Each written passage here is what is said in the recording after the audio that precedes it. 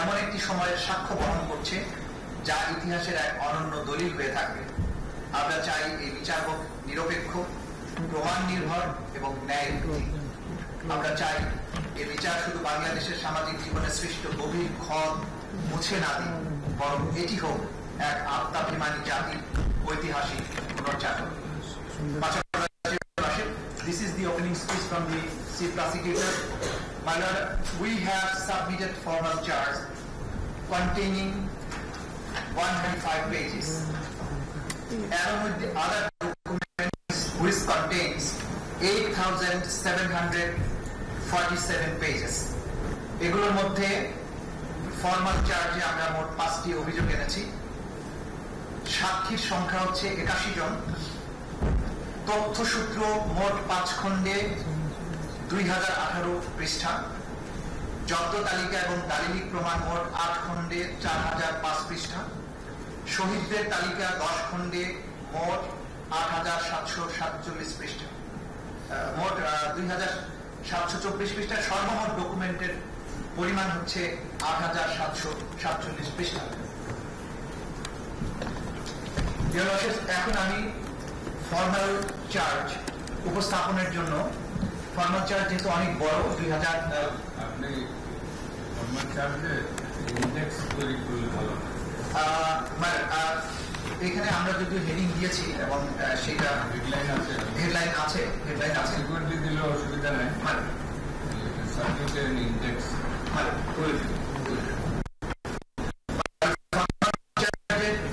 আমাদের এখানে আমাদের বিজ্ঞ প্রসিকিউটর বৃন্দ উপস্থিত আছেন। আমি ওনাদের, আমার সাথে আছেন বিজ্ঞ প্রসিকিউটর জনাব আব্দুস সোবহান তালুকদার, বিজ্ঞ প্রসিকিউটর জনাব মিজানুল ইসলাম, বিজ্ঞ প্রসিকিউটর জনাব গাজী মনোয়ার হোসেন তামিম, বিজ্ঞ প্রসিকিউটর বি.এম. সুলতান মাহমুদ, বিজ্ঞ প্রসিকিউটর শহীদুল ইসলাম সরকার, বিজ্ঞ প্রসিকিউটর ফারুক আহমদ, বিজ্ঞ প্রসিকিউটর আব্দুল্লাহ নোমান, বিজ্ঞ প্রসিকিউটর আব্দুল সাত্তার পালোয়ান, বিজ্ঞ প্রসিকিউটর মামুনুর রশিদ, বিজ্ঞ প্রসিকিউটর হাসানুল বান্না, বিজ্ঞ প্রসিকিউটর এস এম মইনুল করিম, বিজ্ঞ প্রসিকিউটর শাইখ মাহাদি, বিজ্ঞ প্রসিকিউটর তারেক আব্দুল্লাহ, বিজ্ঞ প্রসিকিউটর সাইমুল রেজা তালুকদার, বিজ্ঞ প্রসিকিউটর এস এম তাসমিরুল ইসলাম এবং বিজ্ঞ প্রসিকিউটর তানভীর হাসান জোহা। আজকের এই আদালতের ঐতিহাসিক ক্ষণে আমাদের তদন্ত সংস্থার যিনি সমন্বয়ক জনাব আনসারউদ্দিন খান পাঠান, সহ সমন্বয়ক জনাব শহীদুল্লাহ চৌধুরী সহ আমাদের তদন্ত সংস্থার তদন্তকারী কর্মকর্তারা যারা অক্লান্ত পরিশ্রম করে মামলাটাকে এই পর্যায়ে নিয়ে আসেন, তারাও উপস্থিত আছেন। ফর্মাল চার্জ 135 পৃষ্ঠা। আমরা সমস্ত কিছু এই আদালতে এই মুহূর্তে পুরোটা উপস্থাপন সম্ভব নয় বলে আমরা উল্লেখযোগ্য অংশ আপনাদের সামনে প্রেস করব। প্রথমে কিছু অংশ আমাদের বিজ্ঞ প্রসিকিউটর মিজানুল ইসলাম সাহেব, সামান্য কিছু অংশ, আর সামান্য কিছু অংশ জনাব আব্দুস সোবহান তালুকদার সাহেব, এবং শেষ দিকে যে বেসিক চার্জের অংশটুকু সেগুলো আমি নিজে প্রেস করবো। এই that we will do. শুরুতে প্রথম অংশটুকু উপস্থাপনের জন্য আমাদের মাননীয় প্রসিকিউটর মিজানুল ইসলাম সাহেবকে উপস্থাপন করার জন্য আদালতের অনুমতি প্রার্থনা করছি।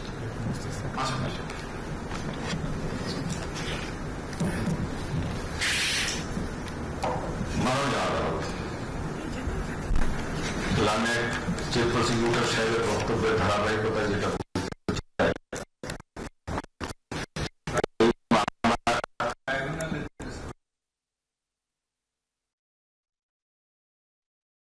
বলেছি, এই ট্রাইব্যুনালের যে মামলাটার আজকে ফর্মাল চার্জ দাখিল করেছি, সেই ফর্মাল চার্জটা অভিযোগ দাখিল হয়েছিল, অর্থাৎ কমপ্লেন দাখিল হয়েছিল গত 14/8/24 তারিখে, যেটা 127 হিসাবে নিবন্ধিত হয়েছিল। এটা প্রথম তদন্তকারী কর্মকর্তা ছিলেন জনাব জানে আলম খান। পরবর্তীতে তার পরিবর্তন করে আরেকজন তদন্তকারী কর্মকর্তা জনাব আলমগীর হোসেন PPM শেরবা নিযুক্ত হয়েছিলেন। এনাকে সার্বিক সহযোগিতা করেছিলেন বিশেষ তদন্তকারী কর্মকর্তা জনাব তানভীর হাসান জোহা। তদন্ত শেষে তদন্তকারী কর্মকর্তা জনাব আলমগীর হোসেন 12/5/2025 তারিখে তদন্ত প্রতিবেদন দাখিল করেন, যাতে এই 3 জনকে আসামি করা হয়েছে। তারা হলেন সাবেক প্রধানমন্ত্রী শেখ হাসিনা, রাষ্ট্রমন্ত্রী আসাদুজ্জামান খান কামাল,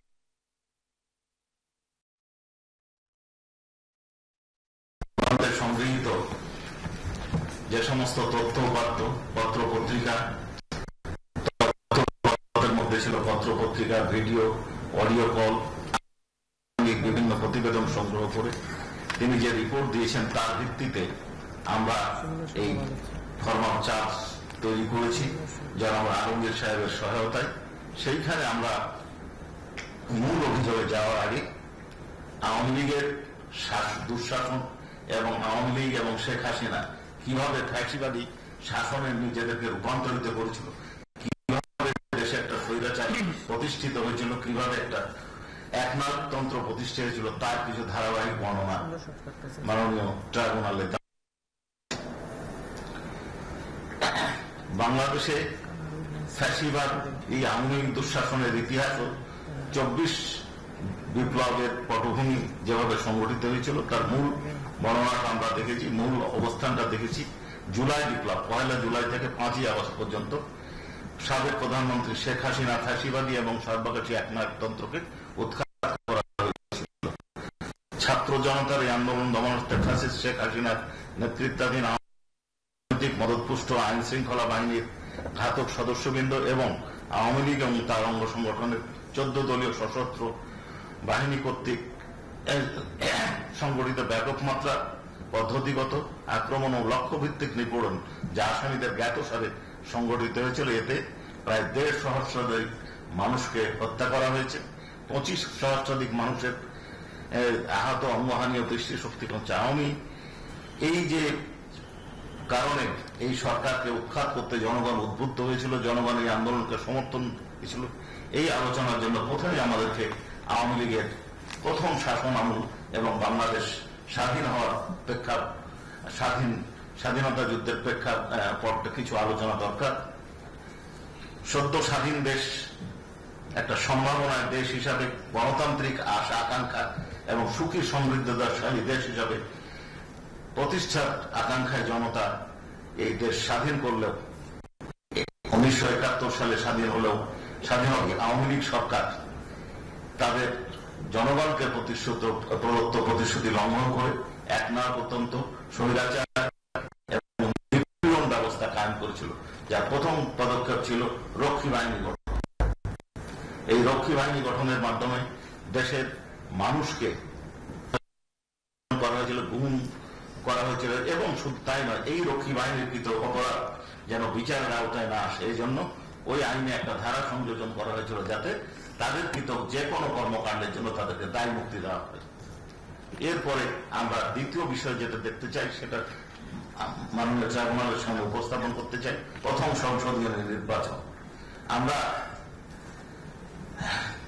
2014 সালের ভোটারবিহীন নির্বাচন, 18 সালের নিশিরাতের নির্বাচন, যা ওনাকে লাইলাতুল ইলেকশনও বলেন, তারপরে আমি এবং দামির নির্বাচন, বহু আলোচনা শুনেছি, কিন্তু এটা সূত্রপাত ঘটেছিল 1973 সালের নির্বাচনে। ওই সময় বিরোধী কণ্ঠস্বর তেমন ছিল না বললেই চলে, একমাত্র জলিল সাহেব নির্বাচিত হবেন এবং এই নির্বাচনকে ঠেকানোর জন্য, নির্বাচনকে জনগণের করার জন্য বরিশাল থেকে তার মেয়র হেলিকপ্টার করে ব্যালট বাক্স ঢাকায় নিয়ে এসে তাকে পরাজিত দেখানো হয়েছিল। আমরা প্রত্যেকটা যে অভিযোগে এখানে আনয়ন করেছি, বর্ণনা দিয়েছি, তার তথ্যসূত্র আমরা বর্ণনা করেছি এবং ওই 5টা ভলিউমে আমরা দাখিল করেছি। এরপরে এই আওয়ামী লীগ শাসন আমলের আর একটা দিক হচ্ছে 1974 সালের ভয়াবহ এই দুর্ভিক্ষে লক্ষ লক্ষ নিহত হয়েছিলেন। একটি হিসাবে দেখা যায় গড়ে প্রতিদিন 15,000-এর বেশি লোক মারা যেত। গণতান্ত্রিক প্রক্রিয়ার কবর রচনা ও বাকশাল গঠন, স্বাধীনতা, মুক্তি এবং বহুদলীয় গণতন্ত্রের স্বপ্ন নিয়ে যে মুক্তিযুদ্ধ সংগঠিত হয়েছিল সেই স্বপ্নকে ভুলণ্ডিত করে 1975 সালের 25শে জানুয়ারি বাংলাদেশ সংবিধানের 4র্থ সংশোধনী আনয়ন এবং বাংলাদেশ কৃষক শ্রমিক আওয়ামী লীগ অর্থাৎ বাকশাল নামক সংগঠন প্রতিষ্ঠার মাধ্যমে গণতান্ত্রিক প্রক্রিয়ার কবর রচনা করে বাংলাদেশে চূড়ান্তভাবে একটি একদলীয় শাসন ব্যবস্থা চালু করা হয়। বাকশাল গঠনের পর অন্যান্য সকল রাজনৈতিক দলের কার্যক্রম নিষিদ্ধ করা হয়।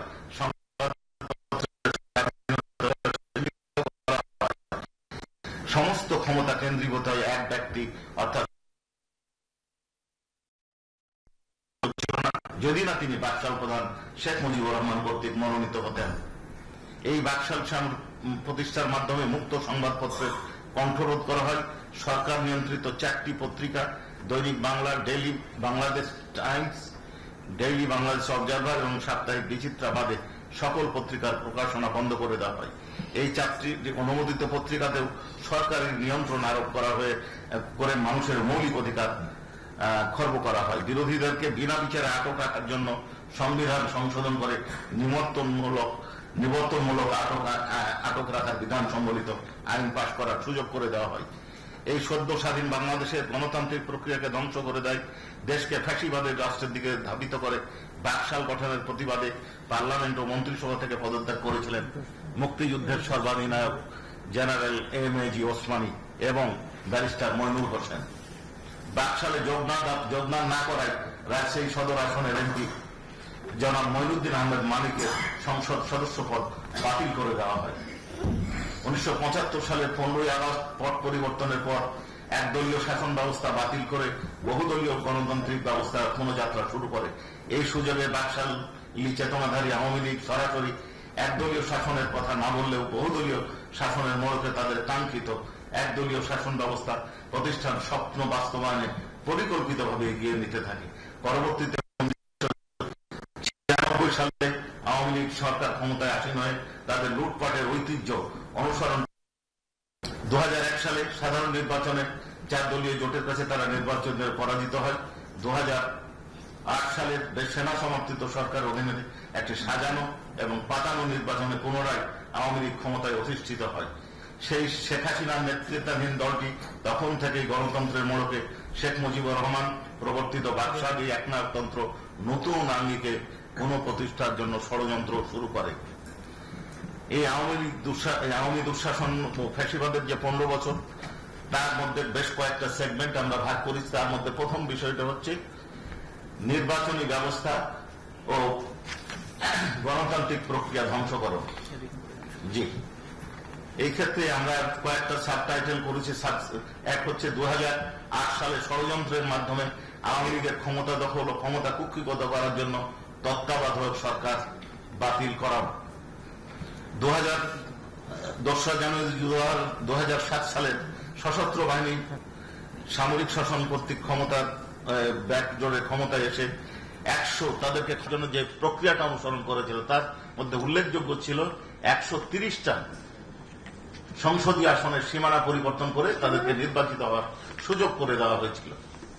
এরপরে মাননীয় ট্রাইব্যুনাল এবং দেশবাসী সকলেই জানেন যে 2014 সালে কিভাবে একতরফা এবং ভোটারবিহীন নির্বাচন অনুষ্ঠিত হয়েছিল। আর 2018 সালের নিশিরাতের নির্বাচন, যেটা একটু আগে আমি বললাম যে এটাকে অনেকে লাইলাতুল ইলেকশনও বলে থাকেন। এরপরে এই 2018 সালের নির্বাচন ব্যাপকভাবে সমালোচিত হওয়ার পর তারা এক নতুন পদ্ধতি, নতুন সিস্টেম, নতুন উদ্ভাবনী শক্তির মূলে আবিষ্কার করলেন আমি এবং ডামির নির্বাচন। যেহেতু বিরোধী দল কেউ নির্বাচনে অংশগ্রহণ করলো না, এই জন্য তারা তাদের প্রার্থীকে ডামি প্রার্থী হিসেবে দাঁড় করালেন। অর্থাৎ সরকারি দলের লোক সরকারি দলের বিরুদ্ধে কথা বলছে, সরকার বিরোধী দল বলছে সরকার দুর্নীতি করছে, অর্থাৎ বিরোধী দল মানে যারা নির্বাচন করছে, আর তাদের মহিলা সদস্যদেরকে মনোনীত করে দিচ্ছেন সরকার প্রধান। এইটা আমরা দেখেছি। এই নির্বাচনে আগের দিন এই নির্বাচনের ফলাফল ঘোষণার সময় কি দেখা গেল, প্রধান নির্বাচন কমিশনার বলছেন যে 28% ভোট কাস্ট হয়েছে। পিছন থেকে তাকে বলে দেওয়া হলো যে না, বলে দেন 42%, 40%।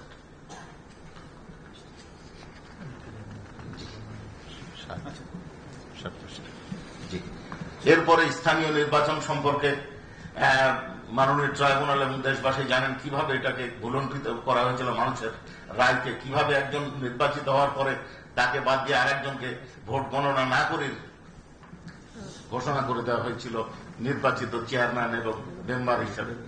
রাষ্ট্রীয় কাঠামোতে রাজনৈতিক অপব্যবহার ও দুর্নীতির সর্বগ্রাসী চর্চা, এটা মাননীয় ট্রাইব্যুনাল সহ দেশবাসী জানেন। এমনকি এই লক্ষ লক্ষ কোটি টাকা বিদেশে পাচার করা হয়েছে। কারো বাড়ি বিদেশে আছে, সর্বাধিক বাড়ি বাংলাদেশের একজন ব্যক্তির। আবার বেগমপাড়া গঠন করা হয়েছে। উন্নয়ন প্রকল্পের নামে দুর্নীতি করা হয়েছে, খরচ হচ্ছে 1000 কোটি টাকা, দেখানো হচ্ছে 5000 কোটি টাকা। দলীয় আনুগত্য বিবেচনায় বিচারপতিদের নিয়োগ, এই বিষয়টা আমি আর পড়তে চাচ্ছি না। দলীয় বিচারপতিদের মাধ্যমে বিরোধী দলমত নির্বাচনে মত ও ফ্যাসিবাদী শাসন ব্যবস্থা শক্তিশালী করা হয়েছে। বিচার প্রক্রিয়ায় বিদেশি হস্তক্ষেপের নজিরবিহীন উদাহরণ বিষয়টি আমরা একটু আলোকপাত করতে চাই। একটি ট্রাইব্যুনাল গঠন করা হয়েছিল কিছু ব্যক্তির বা একটা নির্দিষ্ট সময়ে সংগঠিত অপরাধের জন্য। এই বিচারে যাদেরকে বিচারক নিয়োগ করা হয়েছিল তারা প্রমোশনের লালসায়, উচ্চ আদালতে যাওয়ার আকাঙ্ক্ষায় তৎকালীন প্রধান বিচারপতি এবং অন্যান্য ফোনে যোগাযোগ করতেন। অন্যান্য বিচারপতিরা শেখ হাসিনার সাথে বৈঠক করতেন কিভাবে জাজমেন্ট দিতে হবে, কিভাবে সিদ্ধান্ত দিতে হবে, এবং এরপরেও তারা দেখলেন রায়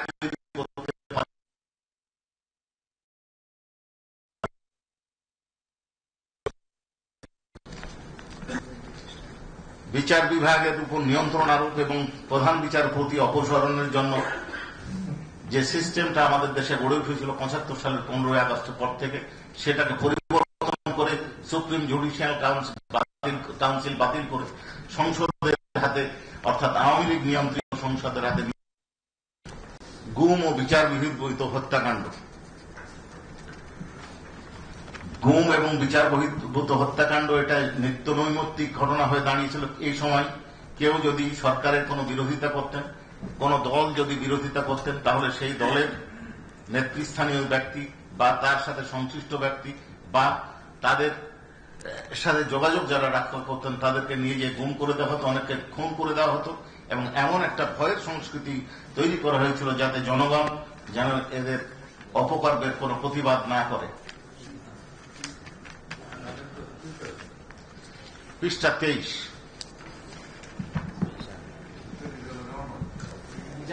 মিজানুল ইসলাম। হ্যালো, মিজানুল ইসলাম, জি।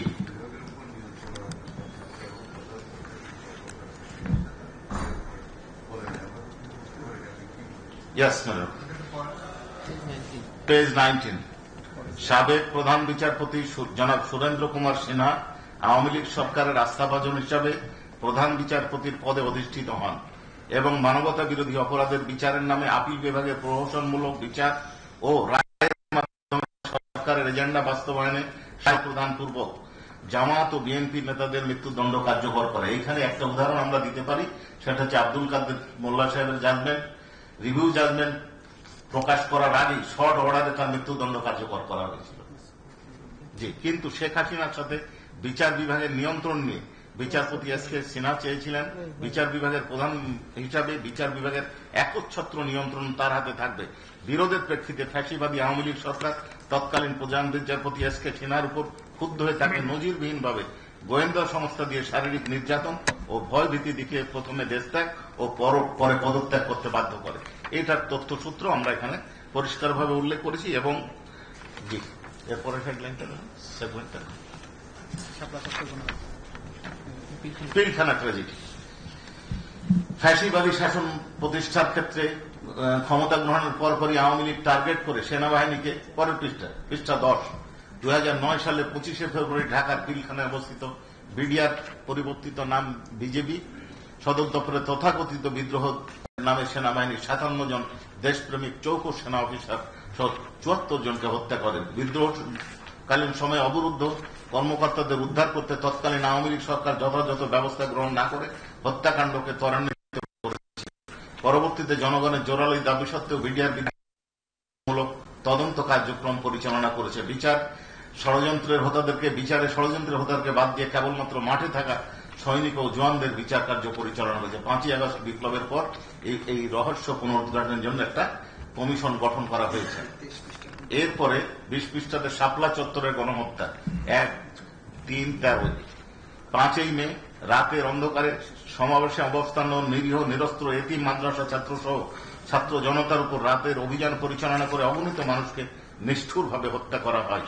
এই অপারেশনের নিষ্ঠুরতা ও হত্যাযজ্ঞ যেন দেশবাসী জানতে না পারে, এই জন্য তাৎক্ষণিকভাবে সরাসরি সম্প্রচাররত দিগন্ত টিভি এবং ইসলামিক টিভি নামে দুইটি ইলেকট্রনিক মিডিয়া বন্ধ করে দেওয়া হয়।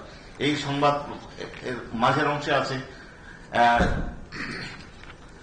অধিকার নামক একটি সংগঠন এই হত্যাকাণ্ডের বিষয়ে বর্ণনা দেওয়া, তা প্রধানের বিরুদ্ধে মামলা ডিজিটাল নিরাপত্তা আইনে মামলা দায়ের করে তাকে কারাদণ্ডে দণ্ডিত করা হয়।